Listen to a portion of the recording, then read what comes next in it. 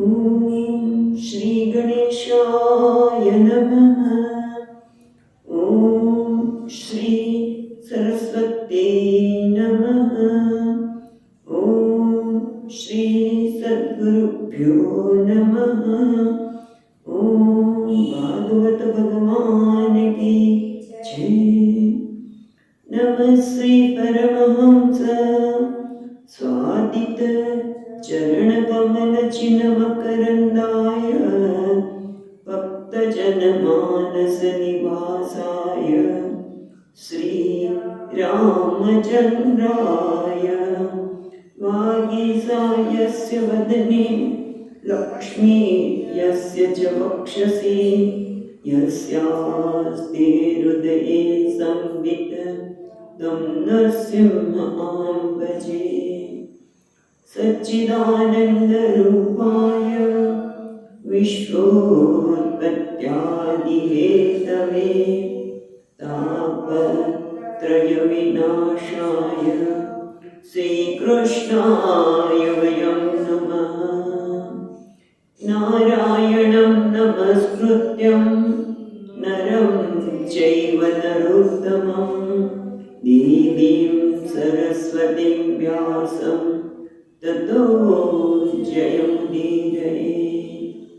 श्रीकृष्णाय वासुदेवाय हरये परमात्मने प्रणतक्लेशनाशाय गोविन्दाय नमो नमः। यं प्रवचन्तमनुपेत्य अपेतकृत्यं वैपायनो विहर आजुभाव पुत्रेति तन्मयतया तरवो विनेन्दुः तं सर्वभूतहृदयं मुनिमानतोऽस्मि।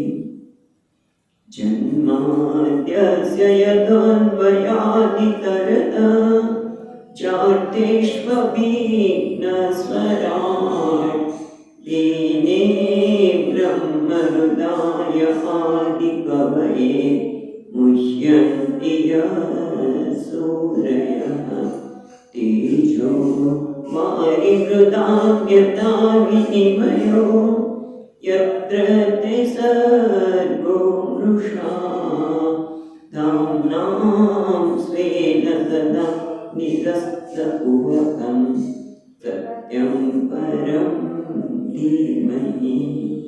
नमो भगवते तुभ्यं वासुदेवाय धीमहि प्रद्युम्नाय निरुद्धाय नमः संकर्षणाय च।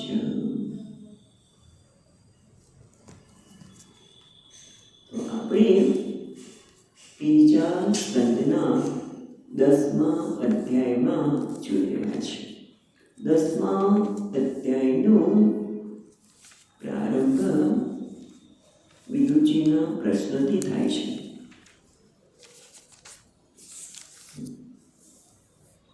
વિદુરજીએ પૂછ્યું કે જ્યારે ભગવાન અંતર્ધ્યાન થયા ત્યાર પછી લોક પિતામહ બ્રહ્માજીએ તપ કરીને કેવી રીતે સૃષ્ટિનું સર્જન કર્યું। એટલે તપ કરવાનું કીધું કે ખૂબ તપ કર્યું અને દૈહિક અને માનસિક એ બે સૃષ્ટિનું સર્જનના સંદર્ભમાં વિદુરજી પ્રશ્ન કરે છે અને આપ તો એને જવાબ આપવા માટે સમર્થ છો। એટલે વિદુર સૂચિ કે છે કે જ્યારે આવું પૂછવામાં આવ્યું ત્યારે મૈત્રેય મુનિએ એમણે કહ્યું કે અજન્મા ભગવાન આ પ્રમાણે ભગવાન બ્રહ્માજીને પ્રેરણા આપી અને એના કારણે બ્રહ્માજીએ દેવોના 100 વર્ષ સુધી તપ કર્યો અને તપના લીધે તપનું અને આરાધનાનું એક બળ હોય છે, એને એક શક્તિ મળે અને શક્તિના કારણે જ્યારે બ્રહ્માજીએ જોયું કે કમળ જળ અને પ્રલયકાળના લીધે એ બધા વાયુ બળવાન વાયુથી કાપતા હતા, એટલે વાયુને અને જળને પોતાના તપથી શોષી લીધું. અને ત્યાર પછી આપણે જોયું એ પ્રમાણે બ્રહ્માજીએ એ કમળની નાળમાં જઈને એના 3 ભાગ કર્યા. એ 3 લોકની સર્જન કર્યું. આમ તો કમળ એટલું વિશાળ છે, આપણે વાત કમળ તો એટલું વિશાળ છે કે આકાશવ્યાપી કમળ છે. એ 3 લોક તો નહીં પણ 14 ભુવન પણ થઈ શકે અને એનાથી પણ વધુ ભુવન થઈ શકે. પણ બ્રહ્માજીએ 3 લોકની સર્જન કર્યું. કેમ? કારણ કે જીવોના આ 3 લોક છે એ જીવોના ભોગવવાના સ્થાન છે. જીવોના ભોગવવાના સ્થાન છે. અને બ્રહ્મલોક તો શું છે? ઉપાસનાને પરિણામે નિષ્કામ કર્મના પરિણામે એ ધર્મસ્ય હિ અનિમિત્તસ્ય વિપાક પરમિષ્ટિ અસૌ. એ બ્રહ્માજીનો લોક તો એના કેવી રીતે પ્રાપ્ત થાય છે કે જે વ્યક્તિ નિષ્કામ કર્મ કરે છે, કર્મ ભોગવાના નથી પણ નિષ્કામ કર્મ લીધે બ્રહ્માના લોકમાં જાય છે. એટલે એ તો હંમેશા રહે છે. બ્રહ્માનો લોકનો પણ પ્રલય વખતે પણ લઈ નથી થતો, કારણ કે એક દિવસ બ્રહ્માજીનો એટલે કલ્પ એનો પણ લઈ નથી થતો. એની વાત કર્યા પછી હવે આપણે વિદુરજી 10મા શ્લોકમાં પૂછેલું. 10મા શ્લોકમાં વિદુરજીએ પૂછ્યું કે હે બ્રહ્મન, આપે અદ્ભુત કર્મ વિશ્વરૂપ શ્રી હરિની કાળ નામની શક્તિથી જે તમે કહ્યું કે અમને કાળની શક્તિથી કેવી રીતે ભગવાને સૃષ્ટિનું સર્જન કર્યું એ અમને કહો. ત્યારે મૈત્ર મુનિ એમને 2 પ્રકારની સૃષ્ટિની વાત કરે છે. કાળ પણ કોઈ છે? ભગવાન જ છે. કારણ કે એક તો નિર્વિશેષ છે, પોતે સ્વતઃ કાળ નિર્વિશેષ છે. એમાં કોઈ કાળ એટલે સમય, અને સમય એટલે આપણે કે મિનિટ, કલાક વગેરે એવું કશું છે જ નહીં કાળમાં. એ તો નિર્વિશેષ છે. અને પાછો કેવો છે? અપ્રતિષ્ઠિત, એટલે કે એનો આદિ કે અંત નથી. એવા કાળમાંથી એ કાળરૂપી શક્તિનો આધાર લઈને બ્રહ્માજીએ સર્જન કર્યું. એની વાત આપણે કરી રહ્યા છીએ. અને એમાં આપણે જોયું એ પ્રમાણે કે સૃષ્ટિનું સર્જન 10 પ્રકારની સૃષ્ટિની વાત કરે છે. એમાં પ્રાકૃત સૃષ્ટિ અને વૈકૃતિક સૃષ્ટિ. પ્રાકૃત એટલે જે છે તે તન માતાના રૂપમાં, અને પ્રાકૃતના તત્વોનો જ્યારે વિકાર થાય એને વૈકૃત સૃષ્ટિ કહેવામાં આવે છે. અને 10મી સૃષ્ટિ પણ છે. એમ 10 સૃષ્ટિની વાત હવે મૈત્રેય મુનિ વિદુરજીને કરી રહ્યા છે. એમાં આપણે જોયું એ પ્રમાણે કે જ્યારે આ વિશ્વનો પ્રલયકાળમાં તો કાળ, દ્રવ્ય અને ગુણ એ બધા લય થઈ ગયા હતા. પણ જ્યારે સમય થયો ત્યારે એમાં પહેલો તો શું થાય? વિક્ષોભ. અને એટલે જે બહુ ફરીવાર કહીએ છીએ, ગઈ વખતે કીધું તો ફરીવાર યાદ અપાવીએ કે આપણે ક્યાં ગયા હોય. ગયા છીએ કુંભના મેળામાં અને સરસ મજાનું ટેન્ટમાં રહેવા મળ્યું છે. સૂઈ ગયા છીએ અને સવારે ઉઠીએ છીએ ત્યારે પહેલાં કશું જ ખબર નથી કે હું કુંભના મેળામાં છું, પ્રયાગમાં છું કે ભાવનગરમાં. કશું જ કંઈક સભાનતા છે. હું છું, જે હું છું એ સભાનતા એટલે મહત્તત્વ. ભગવાનનો જે ભગવાન બ્રહ્માજીમાંથી પેલા મહત્તત્વ, ભગવાનમાંથી મહત્તત્વની રચના થઈ. પછી તમે જુઓ કે પહેલાં તો હું છું એટલું જ ભાન છે. ક્યાં છું? કુંભના મેળામાં છું કે ભાવનગર? કંઈ ખબર નથી. પછી થઈ હા હું તો ભાવનગરમાં જ છું. હજી આપણે ટિકિટ લીધી ખરી, પણ હજી ટ્રેન તો પહેલી તારીખે જવાની છે ભાઈ. એટલે અત્યારે તો આપણે હજી અહીંયા જ છીએ. એટલે પછી હું આ છું, મારે આ કરવાનું છે, પેલું કરવાનું છે. એટલે કે અહંકારની ઉત્પત્તિ થાય. પહેલાં હું છું એટલે મહત્તત્વ, અને મહત્તત્વમાંથી અહંકાર. 3 પ્રકારના અહંકારની વાત કરી એ થયા. અને પછી કયો પહેલો સર? મહત્તત્વ. બરાબર. પછી બીજો છે એમાંથી હું અહંકાર. એ અહંકારમાં જ્ઞાન શક્તિ, ક્રિયા શક્તિ અને દ્રવ્ય શક્તિ છે. અને પછી ભૂત સર્ગ એ ત્રીજો, જેમાં દ્રવ્ય શક્તિ છે અને ત્યાર પછી ચોથો સર્ગ છે ઇન્દ્રિય, એટલે જ્ઞાનેન્દ્રિય અને કર્મેન્દ્રિય. એટલે કઈ શક્તિ હોય? જ્ઞાન શક્તિ ને ક્રિયા શક્તિ. અને વૈકારિક જે છે એ વૈકારિક એટલે સાત્વિક એ દેવ સર્ગ છે, જે ઇન્દ્રિયોના અધિષ્ઠાન દેવતા, એટલે 5 સર્ગ. અને છઠ્ઠો છે એ કયો છે? એ છે તમસ. એટલે 6, 5ની વાત કરી. છઠ્ઠો અજ્ઞાન. અજ્ઞાનના કારણે 5 અવિદ્યાથી જીવો માટે જે આવરણ થતા વિક્ષેપ ઉત્પન્ન થાય છે. અને અજ્ઞાનને લીધે ઉત્પન્ન થતી સૃષ્ટિ એને કહેવામાં છે છઠ્ઠી સૃષ્ટિ. એટલે આ 6 પ્રાકૃત સૃષ્ટિની વાત કરવામાં આવી. હવે પ્રશ્ન થાય કે તમે શ્રી હરિની લીલા વર્ણવા યોગ્ય છો, તમે શ્રી હરિની લીલા યોગ્ય વર્ણવા યોગ્ય છે, એને બદલે તમે આ પ્રાકૃત ને વૈકૃત સૃષ્ટિ એ બધી કેમ વાત કરો છો? એનાથી તમે શું ફળ મળે? એટલે કે છે અનુવેગેન શ્રોતવ્ય વિદ્યા. ઉદ્વેગ લઈને પેલા શ્રવણ તો કરો, એ શું છે એ સમજો તો ખરા.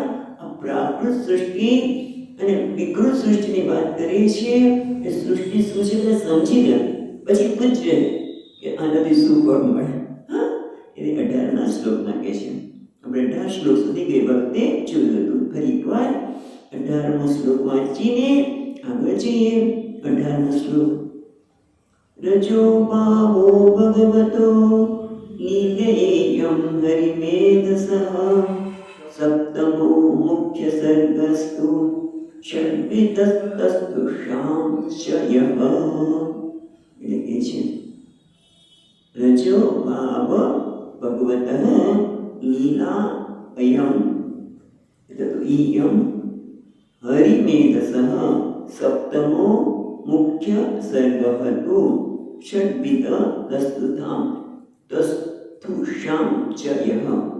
એટલે પહેલા તો કહે છે તસ્તુષામ એટલે કે સ્થાવર. હવે આગળ કહે છે રજો ભાવ ભગવત લીલયા એવ હરિમેધસઃ. એટલે કેવું છે? સપ્તમો મુખ્યમ સર્ગ. હવે જે સર્ગની વાત કરી છે 7મો સર્ગ એ મુખ્ય છે. મુખ્ય કેમ છે? તેના કારણ એ બતાવે છે કે મુખ્ય એટલે પ્રથમ કૃતજ્ઞતા એ પહેલા બનાવવામાં આવે છે એટલા માટે. અથવા તો મુખ છે એ પહેલું સર્જન થાય, અને મુખના લીધે એને મુખ્ય એવું કહેવામાં આવે છે. આ સપ્તમો સર્ગ છે મુખ્ય છે. મુખ એવો પ્રથમ કૃતજ્ઞતા મુખ્ય. પણ એ કેવો છે? રજો ભાજ, એટલે રજો ગૃહિત રજોગુણ. એ તો રજોગુણને ગ્રહણ કરીને, પણ મહત્વનું શું છે? હરિમેધસ શબ્દ શું છે? ત્રીજો શબ્દ હરિમેધસ. હરિ એટલે હરિ લે છે. શું હરિ લે છે? દુઃખ. શું લે? સુખ નથી લેતા ભગવાન. હરિમેધસ એટલે હરિને દુઃખમ હરતી તાદૃશી મેધા. હરિમેધસ એટલે મેધા એટલે બુદ્ધિ. એ પ્રકારની બુદ્ધિ કે જે બુદ્ધિથી દુઃખ બંધાય છે એને ભગવાન હરી લે છે. એટલે હરિમેધસ તાદૃશી મેધા તદ વિષયા ભવતી યસ્ય. જે બુદ્ધિથી આપણું દુઃખ હરી લેવાય તે. એવું કહે ને, હરિમેધસ જે બુદ્ધિથી, જે જ્ઞાનથી, જે વિષયના જ્ઞાનથી દુઃખ હરી લેવાય. હરિમેધસ ભગવત ભગવાનની. હરિમેધસ તસ્ય ભગવત. આવા જે હરિમેધસ છે એવા ભગવાન. ઇદમ એટલે આ. ઇદમ એટલે આ એટલે ક્યાં છે ઇદમ? લીલેયમ. લીલેયમ છે ને, લીલા યમ. યમ એટલે આ એટલે સર્ગરૂપા. જે સર્ગ એ સૃષ્ટિની વાત કરે છે કે જે લીલા છે એ ભગવાનની લીલા છે. અને લીલાનો સર્ગની ખાલી સર્ગની વાત નથી થતી, પણ આ ભગવાનની લીલા છે એ સમજો કે લીલાનું ફળ શું હોય. ભગવાનની લીલાને સાંભળવી એનું ફળ શું છે? કૃષ્ણ રૂપે લીલા કરે બાળ સ્વરૂપની એક પ્રકારની લીલા છે, અને આ પણ સર્જન કરી રહ્યા છીએ એ પણ ભગવાનની લીલા છે. એટલે અને લીલા કેવી રીતે કરી ભગવાન? ભગવત લીલા યમ હરિમેધસ. અને એ લીલાનું ફળ શું છે? હરિમેદસ, જે વિષય તે જાણવાથી આપણું દુઃખને હરી લે છે. સમજાય કે નહીં પણ આપણે ખબર છે કે એક એક શબ્દ ભગવાનનો, ભાગવતનો એક એક શબ્દ છે ચેતન, અને આપણને એનું ફળ બહુ મોટું છે. એટલે સુધી આપણે વાત કરી હતી, તમે શ્લોક બોલો છો ને એનું એક ફળ છે. એટલે કે છે રજો ભાવહમ, એટલે રજો ગુણને ગ્રહણ કરીને રજો ભાજ, ભાગ નથી, રજો ભાજ અને રજો ગુણને ભોગવનાર બ્રહ્મ સ્વરૂપ અથવા એની સાથે તાદાત્મ્ય કરીને સપ્તમ સાતમો મુખ્ય સર્ગની રચના કરવામાં આવી. એ રચના કેવી છે? ષડવિધ, 6 પ્રકારની. અને કેવું છે? તસ્તુષામ, એટલે તસ્તુષામ એટલે કે સ્થાવરમ, સ્થાવરની એ મુખ્ય સૃષ્ટિ છે જે 7મી છે. અને એ સ્થાવર સૃષ્ટિ 6 પ્રકારની છે. ઓકે, કઈ કઈ છે ભાઈ? 6 પ્રકારની વાત કરીએ કે અવિદ્યાથી ઉત્પન્ન થયેલી સૃષ્ટિ, અબુદ્ધિકૃત એટલે બેધ્યાન બળે કરવી એમ અર્થ થાય છે. મુખની જે પ્રથમ પહેલી સૃષ્ટિ મુખ્ય સર્ગ છે, તસ્તુષામ સ્થાવરોની છે. એ 6 પ્રકારની છે. એ 6 પ્રકાર કયા છે એ 19મા શ્લોકમાં બતાવે છે. વનસ્પતયો શિધનિધિલતા તત્સારા વિરુદ્ધો દ્રુમાઃ ઉત્સૃષ્ટસ્તમ તમપ્રાયઃ અંતસ્પર્શા વિશેષણઃ.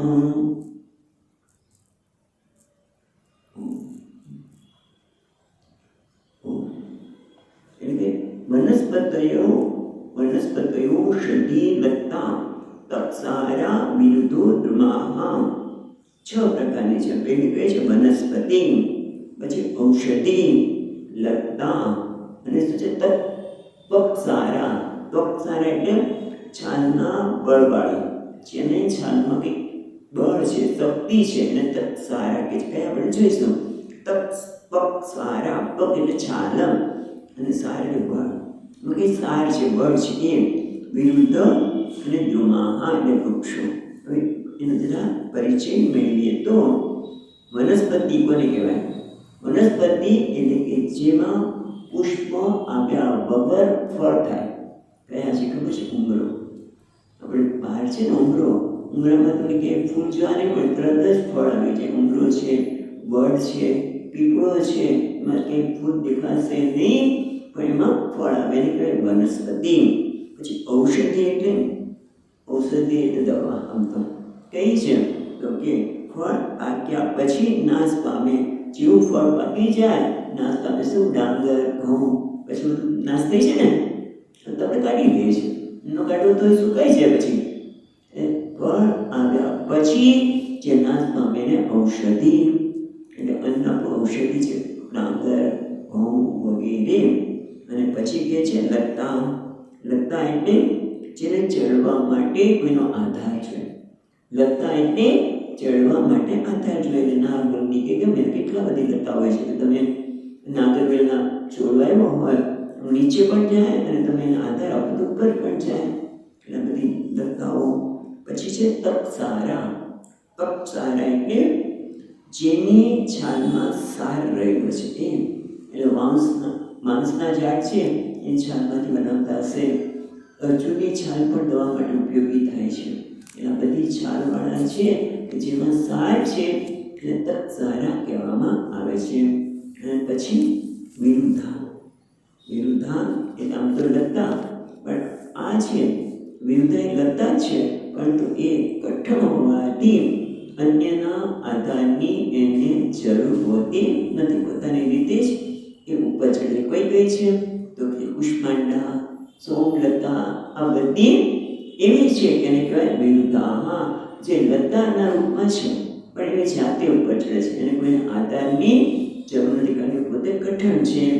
અને પછી રૂમા. રૂમા એટલે વૃક્ષો કે જે પુષ્પ ફળે તે વૃક્ષનું પુષ્પ દ્વારા ફળ આપે તે વૃક્ષને વૃક્ષો દ્રુમા અથવા તો વૃક્ષ એ કયા છે? આંબો. બરાબર. આંબા ફૂલ આવે, મોર આવે અને પછી ફળ મળે વગેરે એ છે. પણ કેવા છે ઉત્તમ. જો પછીની બીજી લીટીમાં જુઓ તો ઉત્તસ્રોત તમસઃ તમપ્રાય અંતસ્પર્શા વિશેષણ. બીજી લીટીમાં કે છે કેવા છે એ પહેલા તો કે છે એ બધા જે છે એ કેવા છે ઉત્તસ્રોત છે. ઉત્સ્રોત એટલે જેનો સ્ત્રોત ઉપર છે. એટલે સર્વસામાન્ય એ છે કે જે આહારની ગતિ ઉપરની દિશામાં છે. આહારની ગતિ ઉપરની દિશામાં છે. ઉત્સ્રોત કે છે. મનુષ્યની આહારની ગતિ નીચેની દિશામાં છે. એ પણ આવશે, હમણાં આપણે જોઈશું. ઉત્સ્રોત જેની આહારની દિશા ઉપરની દિશા છે. ઉત્સ્રોત અને ઉત્તમ સ્ત્રોત. પછી કે તમપ્રાય એટલે અસ્પષ્ટ ચેતનાવાળા. એનામાં ચેતના જ છે, એમાં પણ પરમાત્મા ક્યાં છે? કણે કણમાં છે, કારણ કે ઉપાદાન કારણ છે. પરમાત્મા પોતે ઉપાદાન કારણ છે અને છતાં એ ઉપાદાન કારણ કેવું છે કે જેને અસંગ પણ છે અને ઉપાદાન કારણ બંને છે. અને એટલે એ કહેવાય છે આ 6 પ્રકારની જે સૃષ્ટિ છે એ સૃષ્ટિમાં કેવું છે? ચૈતન્ય અસ્પષ્ટ ચૈતન્યવાળા છે. આપણે સ્પષ્ટ રૂપે એમાં ચેતન જોઈ શકતા નથી. મનુષ્યમાં ચેતન દેખાય, પશુ પક્ષીમાં ચેતન દેખાય કે જે ચેતન આપણે જોઈ શકીએ છીએ એને. પણ આ કેવું છે? અસ્પષ્ટ ચેતનવાળા છે. અને અંતસ્પર્શા એનો સ્પર્શ છે એને આપણે સ્પર્શ કરીએ તો બહારથી ન ખબર પડે. એકાદ વૃક્ષ છે, કઈ છે વળી આપણે નજામણનો છોડ, એને સ્પર્શ કરો તરત જ પીડાય છે. પણ મોટા ભાગના તમે સ્પર્શ કરો તો ખબર પડે નહીં. પણ જે વનસ્પતિને માટે પ્રેમ ધરાવે છે એને ખબર પડે કે તમે સ્પર્શ કરો છો. એની અંદર જે પ્રવાહી ઉપર ચડે ને, ખોરાક ઉપર ચડે, એને પણ એ સાંભળી શકે. મારી ડૉક્ટર કુઠાર સાહેબ છે ને, એ તો વૃક્ષને આમ આપણે કેળાના છોડને હાથ અડાડે અને કાન રાખે, જો કેવું ઉપર જાય છે એ સમજી શકે.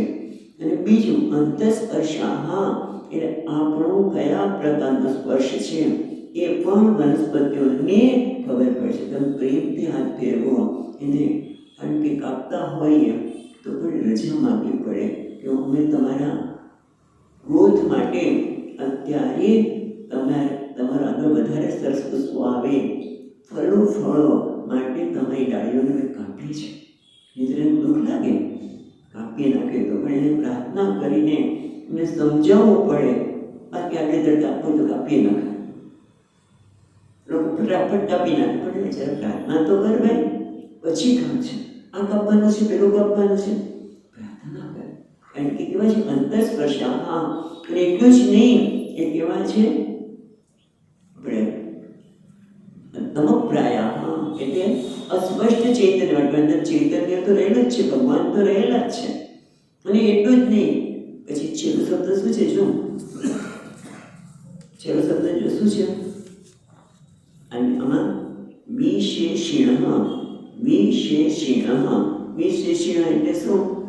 અવ્યવસ્થિત પરિણામવાળા. એનું પરિણામ વ્યવસ્થિત નથી. એટલે કે ફળ, ફૂલ, વૃત્તિ દ્વારા રાસ અને જુદા જુદા પ્રકારના જોવા મળે છે.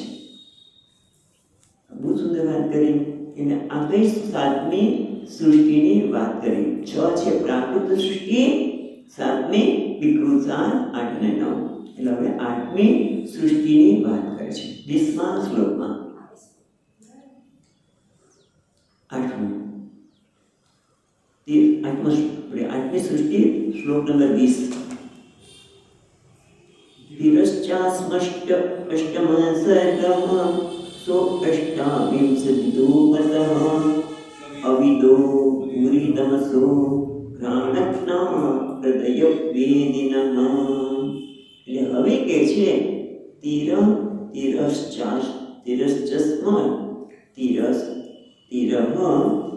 ચ અષ્ટમઃ સર્ગઃ સો અષ્ટાવિંશત અષ્ટાવિંશ વિધ મત પેલું આટલું જ છે. તિરક એટલે તિર્યક યોનિ, પશુ પક્ષીની યોનિ. તિરહ ચ અષ્ટમ સર્ગ, આઠમો સર્ગ છે એ કેવો છે? તિર્યક યોનિ છે, પશુ પક્ષી યોનિ. અને કેવી છે? સહ અષ્ટાવિંશ વિધ, અષ્ટામ છે 28 વિધ એટલે પ્રકાર, જે 28 પ્રકારની છે એ માનવામાં આવેલી છે. અને કેવી છે? બહુ સુંદર છે.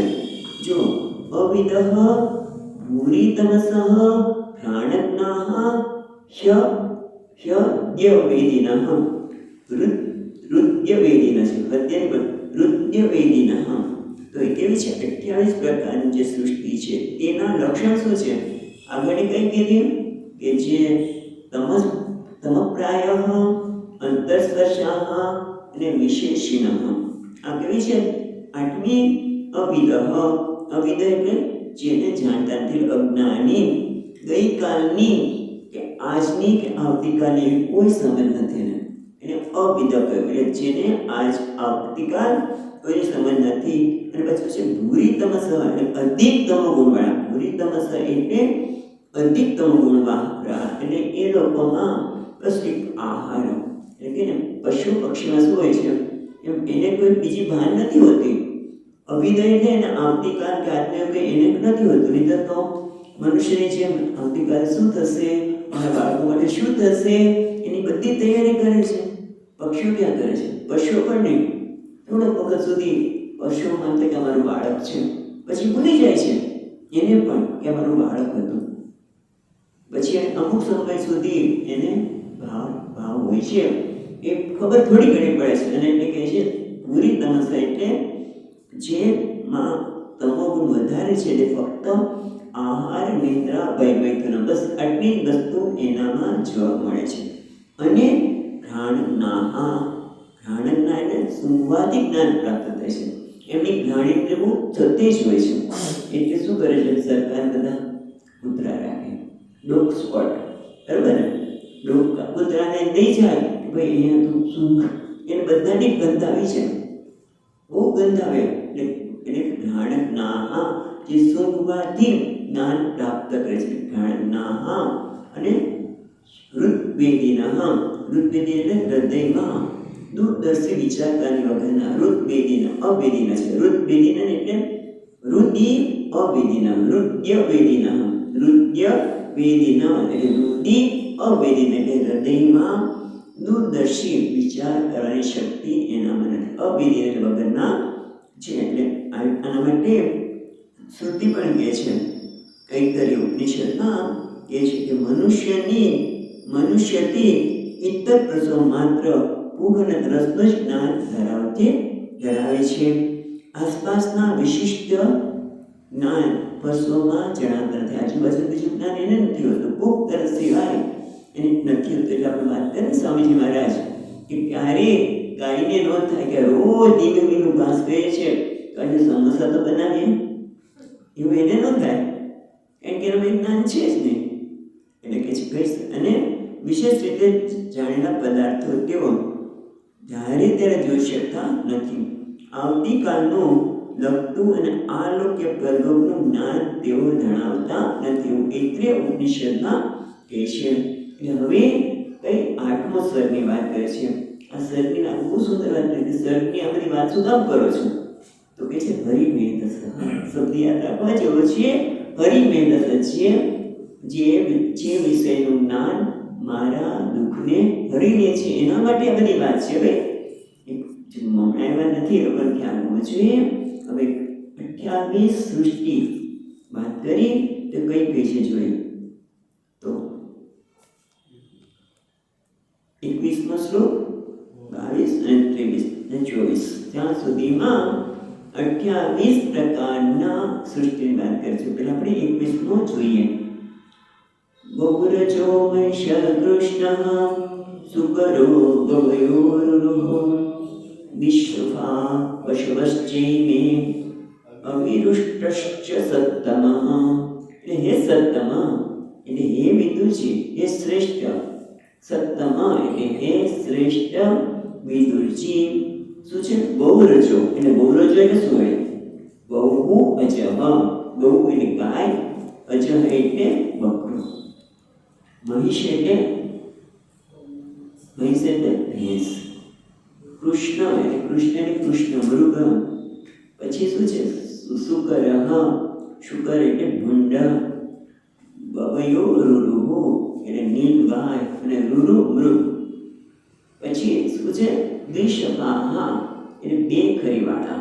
પશવશ્ચે મેં પછી બીજા બે નામ આપ્યા. અવિરુષ્ટ, અવિરુષ્ટ એમાં શું છે? અવિહિ ઉષ્ટ્ર. ઉષ્ટ્ર એટલે ઊંટ અને અવિહિ એટલે ઘેટું. એટલે કેટલા થયા? જો 28 માંથી કેટલા થયા? ગાય, બકરો, ભેંસ, કૃષ્ણમૃગ, ભૂંડ, નીલગાય, મૃગ, ઘેટું અને ઊંટ. 9 પ્રકારના જે આ છે એ બે ખરીવાળા પશુઓ છે.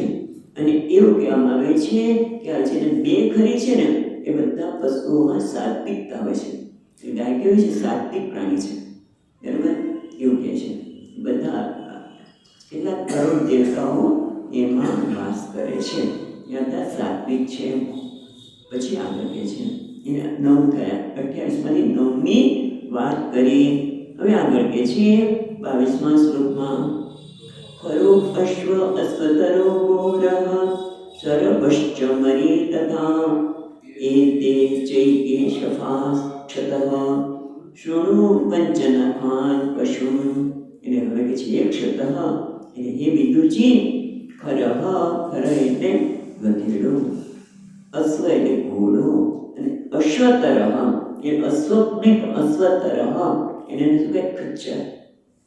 પછી ગૌરહ એટલે ગૌરવ એટલે ગૌર મૃગ, ગૌર એટલે ગૌર મૃગ, શરભસ સર્ભ ચમરી તથા એ ગૌરમુખ અને ચમરી 8 પગવાળો મૃગ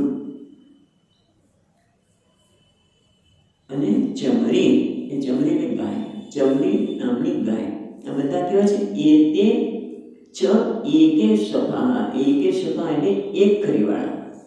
ખરી તમે જો પડે અત્યાર સુધી બે ખરીવાળી ગાય, ગાયને બે ખરી છે એ ખબર નથી. મેં કે બોલાને દીકરાને પૂછ્યું તો કે હા સ્વામીજી, જે ગાયને બધું રાખતા હોય એને ખબર હોય કે આને ખરી કેવી હોય, કે બહુ સ્પષ્ટ દેખાય કે. અને આ કેવા છે? એક ખરીવાળા છે. અને આ કેવા છે? રજોગુણમાંથી બનેલા છે. બધા રજોગુણના છે, એક ખરીવાળા છે. અને હવે વિદુરજી સોનું પંચનખાન પશુ, જે 5 નખવાળા પશુઓ છે એને સાંભળો.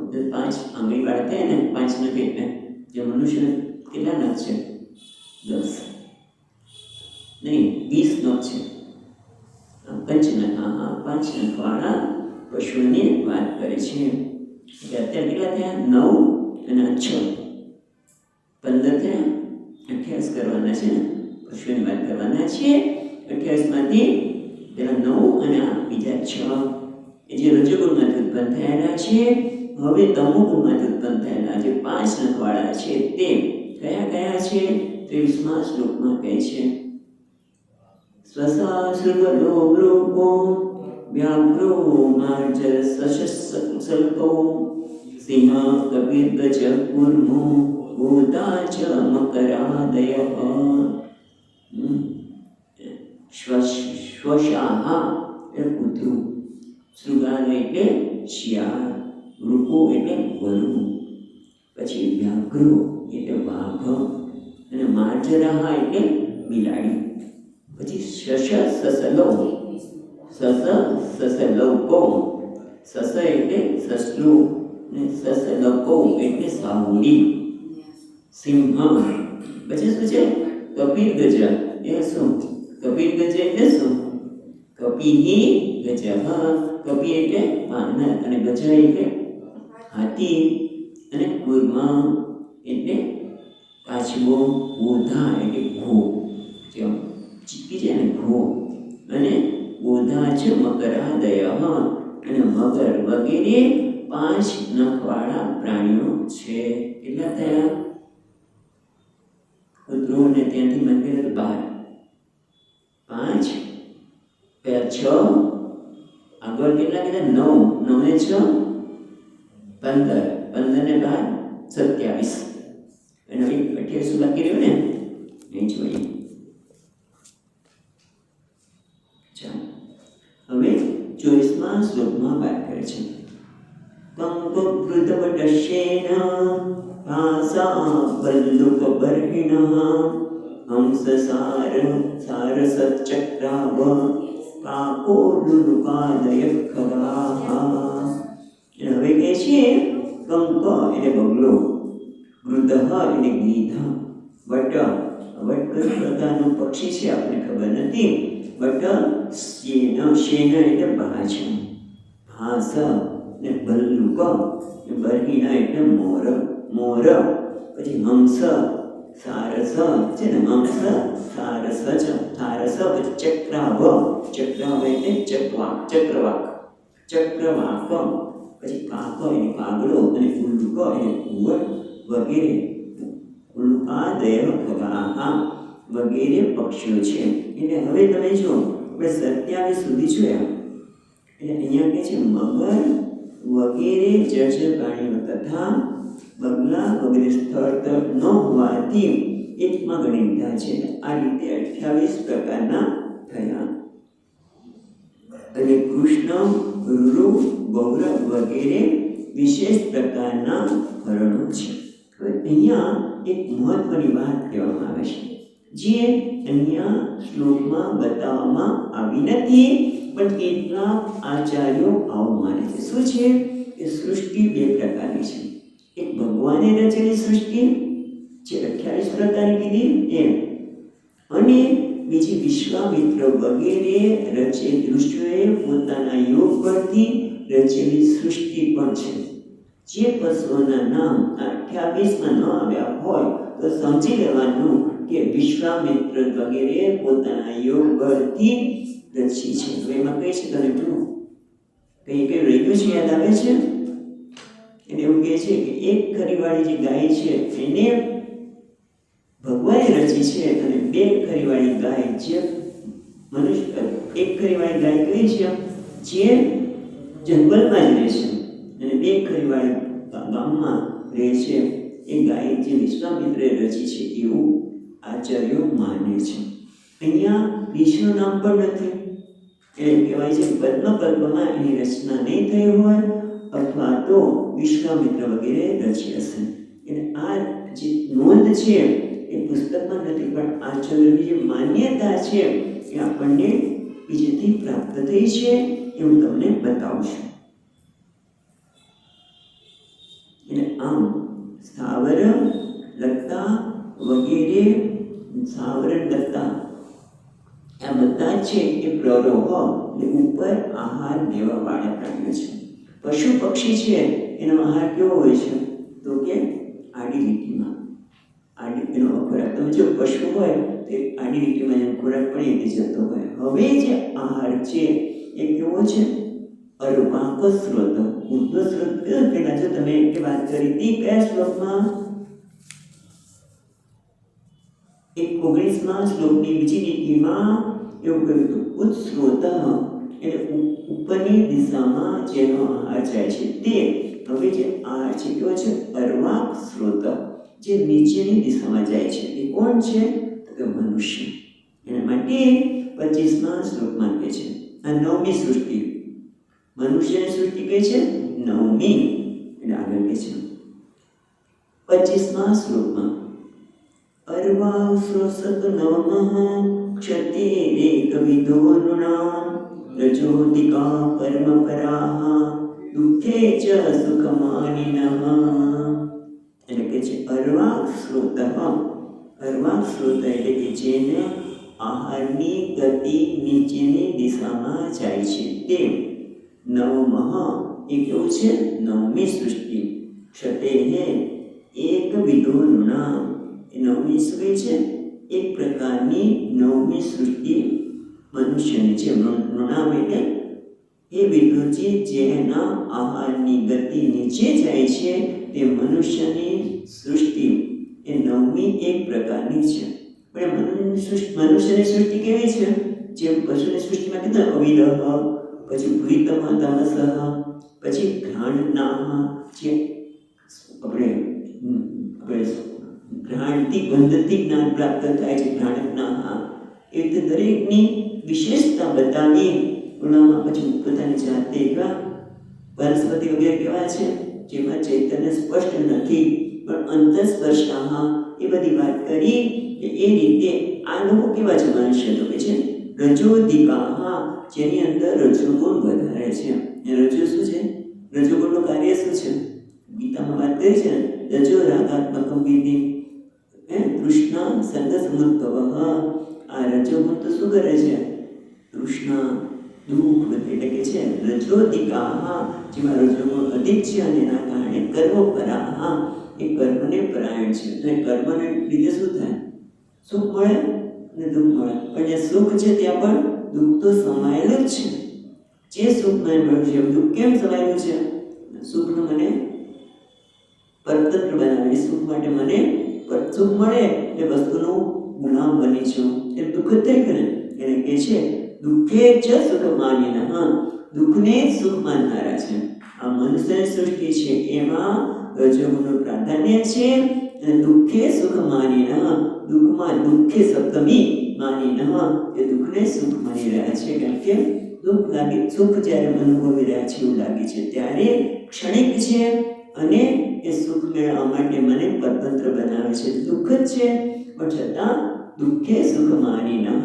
આ 9મી સૃષ્ટિની વાત કરી. હવે 10મી વાત કરે છે 26મા શ્લોકમાં. વૈકૃતાસ્ત્રસ્ય એતે એવેતે દેવ સર્ગશ્ચ સપ્તમ વિકારાસ્તુ યુક્તઃ કૌમારસ્તુ ભયાત્મકઃ. હવે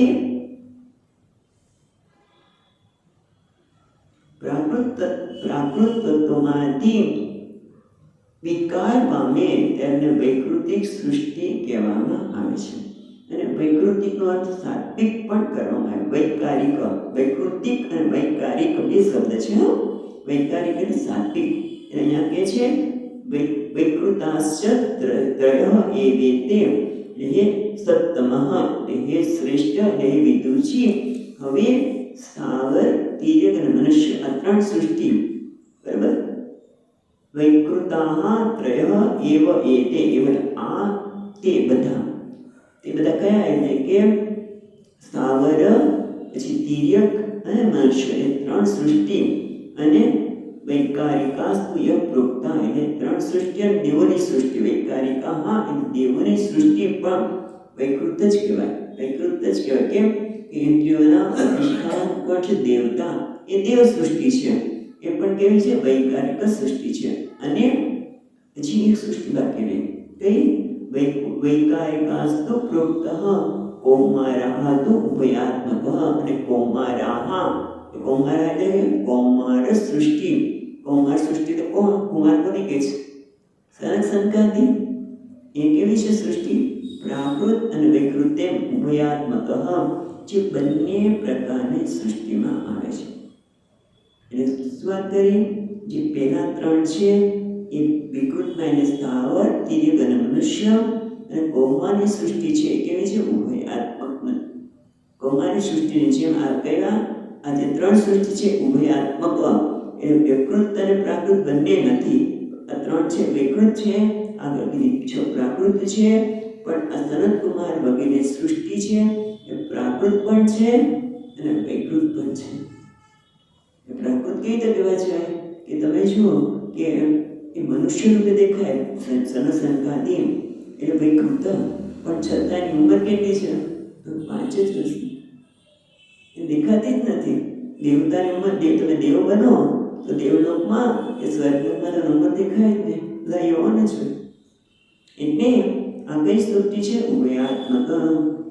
એ 10મો સર્ગ સ્વતંત્ર પણ જુદી રીતે માનવામાં આવે છે. દેવોનો સર્ગને 10મો સર્ગ એ જુદી રીતે માનવામાં આવે છે. એ કયો છે દેવ સર્ગ? એ હવે આપણને 27મા શ્લોકથી વાત કરે છે.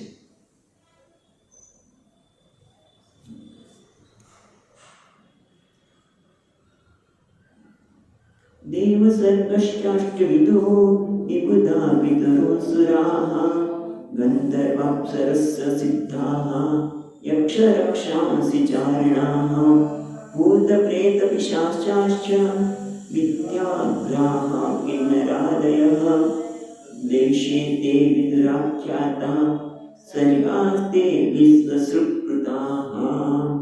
એટલે હવે કહે છે દેવસર્ગ ચ અષ્ટવિધઃ.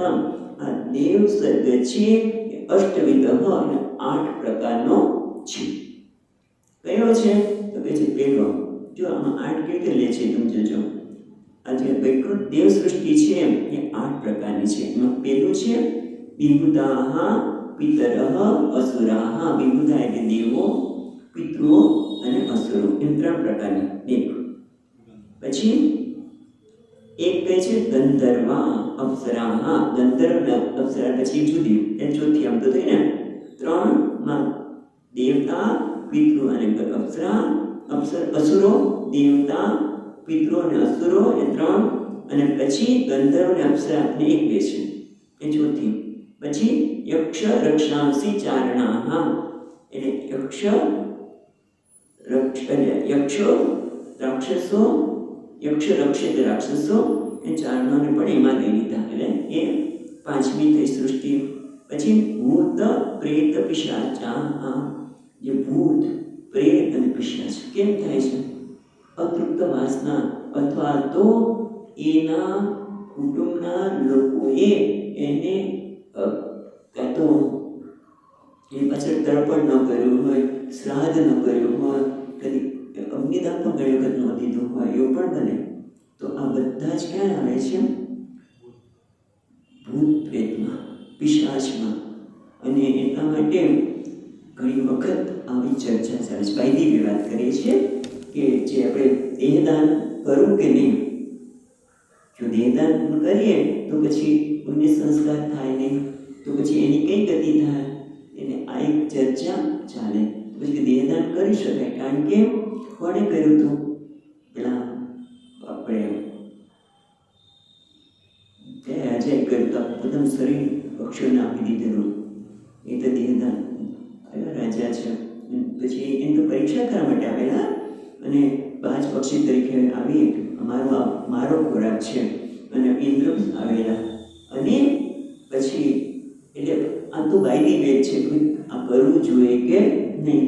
અને પછી નવું કહેવા લોકોએ કે દેહનો અગ્નિ સંસ્કાર પણ થાય અને દેહદાન પણ થાય, એવી પણ વિધિ કરવામાં આવે છે. એના પગ ઉપર અગ્નિ સંસ્કાર, અંગૂઠાને અગ્નિ સંસ્કાર કેવું કરે છે એવું મને કહેવામાં આવ્યું. કેટલું સાચું છે મેં જોયું નથી, પણ આ વસ્તુ જોવામાં આવે છે. એટલે એની મેં ભૂત પ્રેત પિશાચા એક, આ એક સૃષ્ટિ ભૂત પ્રેત અને પિશાચની છે. પછી કઈ છે? વિદ્યાગ્રાહ એટલે વિદ્યાધર, સિદ્ધ, ચારણ અને વિદ્યાધર બધામાં આવી છે. એની એક સૃષ્ટિ છે. પછી કિન્નરાહ દયઃ એટલે કિન્નર વગેરે, એ પણ 7મી. અને પછી કિમ પુરુષાહ, કિમ પુરુષ નામ તમે ભાગવતમાં જ સાંભળશો.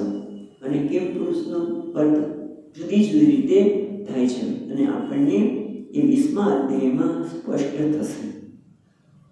એટલે આમાં આ છે બધામાં જે કિમ પુરુષા અને છે અશ્વમુખા પણ છે, અશ્વમુખા પણ બધા આદય કયો વગેરે વગેરેમાં કિમ પુરુષ પણ આવે, પછી અશ્વમુખ પણ આવે. એવા બધાને આમાં સમાવી લેવામાં આવે છે. ટૂંકમાં આ દેવ સર્ગ છે એમાં 8 પ્રકારનો સર્ગ થયેલો છે.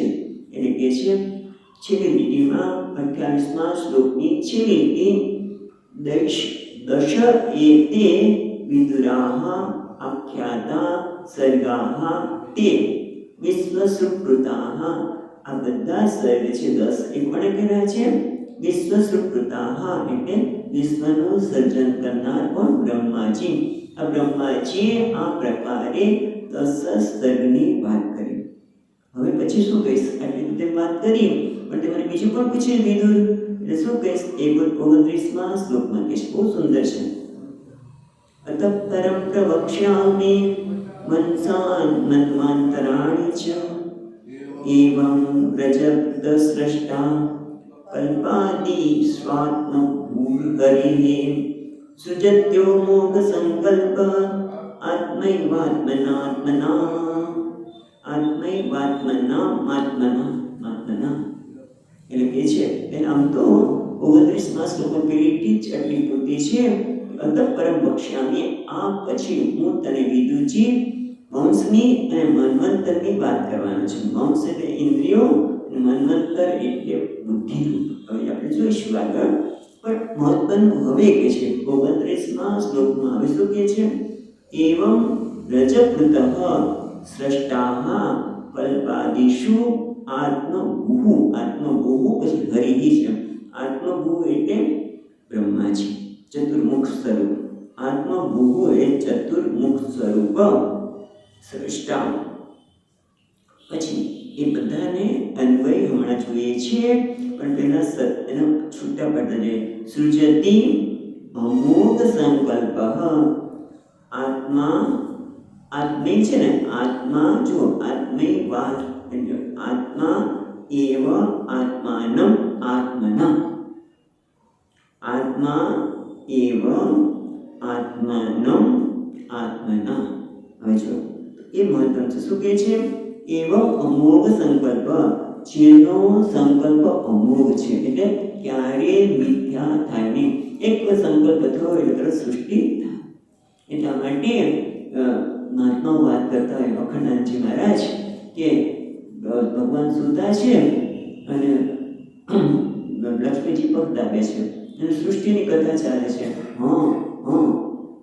કે ત્યાં સંકલ્પ થઈ ગયો અને સંકલ્પ પ્રમાણે સૃષ્ટિ થાય છે. અમોઘ સંકલ્પ એટલે છે એવમ અમોઘ સંકલ્પ હરિ પરમાત્મા છે ને પેલી આપણે એવમ પ્રજપૃત પછી કહીએ છીએ, પણ એવમ આ રીતે અમુક એવમ આ રીતે છે. એમ આ એટલે આજે સૃષ્ટિ રચના ને 10 પ્રકારની એ કેવો છે? અમુક સંકલ્પ હરિ પરમાત્મા એમ.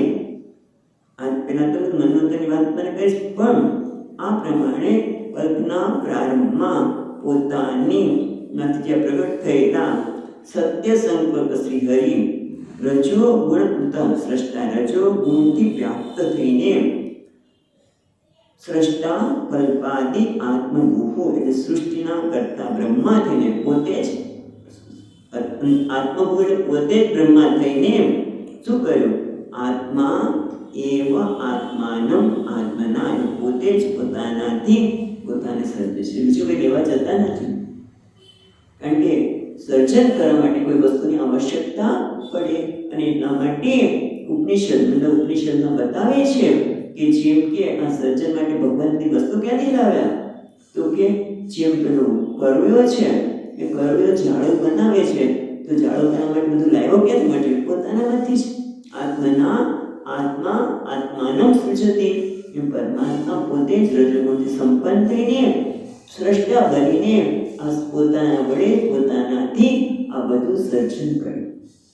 બહુ મહત્વ છે. બધી સૃષ્ટિની વાત કરી છે એટલે કહી દીધું કે ભગવાન જ છે, બધું પોતે જ આ બધું બની ગયો છે. આ આપણા જ શાસ્ત્રમાં જોવા મળે, પછી ક્યાં નહીં. ભગવાન ક્યાં બેઠો સર્જન નથી કરતો, પોતે જ બની ગયો. અને પછી કહે છે, પ્રશ્ન થાય છે શંકા નનો તર્હિ પ્રથમ સૃષ્ટિ પ્રલયોમાં. એટલે સૃષ્ટિ થઈ કે પેલા પ્રલય થયો? પ્રલય થયા પછી સૃષ્ટિ થઈ કે સૃષ્ટિ થઈ પછી પ્રલય થયો? એમાં સાચું શું? તેના માટે પછીના શ્લોકમાં કહે છે 30મા શ્લોકમાં. તમારામાં નંબર શું છે મને ખબર નથી, એક લખ્યું છે ક્યાંક બે લખ્યું છે, બધું છે, પણ જે હોય એ આ શ્લોક તો છે 30 છે અથવા તો એક એવું પણ લખ્યું છે. જો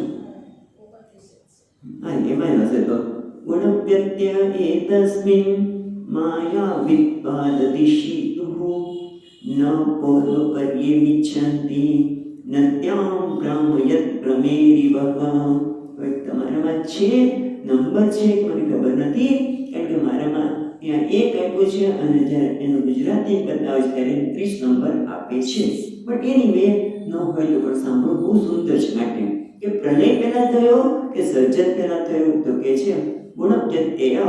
એ ગુણવ્યત્ય એટલે સૃષ્ટિમાં एतस्मिन् माया विद्वान् અધિષ્ઠિતુઃ એટલે અધિષ્ઠિત એટલે વિશ્વના અધીશ્વર ને માયા એતસ્મિન માયા વિદ્વાન એટલે માયાની શક્તિને આશ્ચર્યકારક શક્તિથી વિશ્વના અધીશ્વરે વિશ્વનું સર્જન કરનારી આશ્ચર્યકારક પોતાની શક્તિ હોવાથી સૃષ્ટિમાં સર્જન અને સંહાર નામની સર્જન અને સંહાર કેવું છે તો કે આ કેવું છે નદીમાં જે વમળ ઉઠે ને નદીમાં જે વમળ ઉઠે એ કેવા છે અપર છે કેવી રીતે વમળ ઉઠતો થયા નદીમાં થયા કેવી રીતે થયા ખબર નથી એટલે કે છે ન પૌર્વમ પછી બીજી લીટીમાં છે ન પૌર્ય પર્યમ ઇચ્છંતી જે વિવેકી છે એ આમાં પડતું નથી કે પહેલા આ કે પહેલા આ સર્જન પહેલા થયું કે પ્રલય કારણ કે આ કેવું છે જે નદીમાં ઉડતા વમળ જેવું છે એટલે કશું ઘૂમરી જેવું છે એટલે કંઈ કશું કહી શકાય નહીં એટલે એ છે વિશ્વના અધીશ્વરની આશ્ચર્યકારી માયાને શું છે આશ્ચર્યકારી અથવા તો અચિંત્ય શક્તિથી એને સૃષ્ટિનું સર્જન અને સંહાર એ નદીમાં ભમતી ઘૂમરી જેવું છે માટે અવિવેકી હોય એ આમાં પડે બાકી વિવેકી જન આમાં પડતો નથી પહેલા થયું પછી જે થયું એ જો ને ભાઈ પહેલા થયું પછી શું કામ કરે છે જેમ આપણે વાત કરી છીએ કે બુદ્ધ ભગવાન કહે છે કે કોઈ તીર માર્યું અને એ માણસને તીર વાગ્યું ઝેરી છે ક્યાંનો છે કેવું છે એ બધું કરવા કરતાં ઝેર ઉતાર ને આ સૃષ્ટિ આમ થઈ હવે તારેમાંથી મુક્ત થવું છે તો કેવી રીતે સૃષ્ટિને સમજ કે સૃષ્ટિઓ ખરેખર શું છે એટલે આગળ કહે છે પછીના શ્લોકમાં સંસારનું અનાદિપણું અને એકરૂપપણું છે સંસાર કેવો છે અનાદિ છે અને જે દેખાય છે કેવું છે આ બહુ મહત્વનો શ્લોક છે તમારામાં છે કે મને ખબર નથી એને કહે છે એને કહું છું કે આ નંબર આપ્યો નથી ને છતાં નંબર છે એવું છે અહીંયા એટલે આગળ જોઈએ देवासुरादयक्षतः कल्पे अस्मिन् च कीर्तिताः त एव नाम रूपाभ्याम् आशामन्वन्तरान्तरे એ હવે કહે છે હે વિદુજી હે ક્ષતઃ હે વિદુજી દેવા અસુરાદયા એટલે દેવો અસુરો મનુષ્યો એ બધા છે કલ્પે અસ્મિન ચ કીર્તિતા આ કલ્પમાં જે કીર્તિતા એટલે વર્ણન કરવામાં આવ્યા છે તે તે એવ તેવા જ તેઓ જ નામ રૂપાભ્યાસામ મન્વંતરાંતરે એટલે એ તેઓ એ જ નામે એ જ રૂપે બીજા મન્વંતરમાં પણ હતા એટલે આપણે નામ રૂપ બધું ચાલુ જ રહે છે કદાચ થોડું ઘણું બદલાતું હશે પણ આ નામ કેમ આવ્યું તો બીજું નામ આપણે પણ આ જ નામ ગમે છે કંઈક નામ હતું ક્યાંક એની સાથે જોડાણ હોય છે એટલે બધું એ ટૂંકમાં અંદર પડવાની જરૂર નથી પહેલા કલ્પમાં થયું બીજા કલ્પમાં પણ હોય છે દેવો અસુર બધા એવા જ નામ એવા જ રૂપ અને મનોંતર જ્યાં સુધી મુક્ત ન થાય ત્યાં સુધી આ સંસાર ચક્ર આ પ્રમાણે ચાલ્યા કરે છે ઇતિ શ્રીમદ્ ભાગવતે મહાપુરાણે પારમહંસ્યામ સંહિતાયામ તૃતીય સ્કંદે દસમોધ્યાય ઓમ તત્સત કૃષ્ણાર્પણમસ્તુ. એક મિનિટ આમ તો શરૂઆતમાં ગાવાનું છે પછી ભગવાન યાદ એ હું યાદ નથી આવ્યા છે ત્યાં છેલ્લી ગાઈને હું બોલું છું તમે પછી ઓમ નમો ભગવતે વાસુદેવાય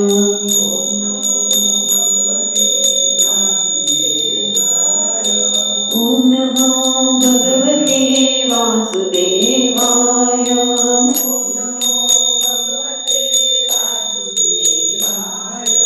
ઓમ નમો ભગવતે વાસુદેવાય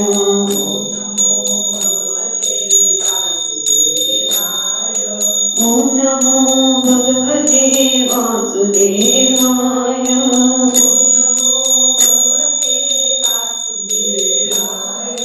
ઓમ નમો ભગવતે વાસુદેવાય વાસુદેવાય ઓમ નમો ભગવતે વાસુદેવાય नमो भगवते वासुदेवाय। ॐ नमो भगवते वासुदेवाय। ॐ नमो भगवते वासुदेवाय।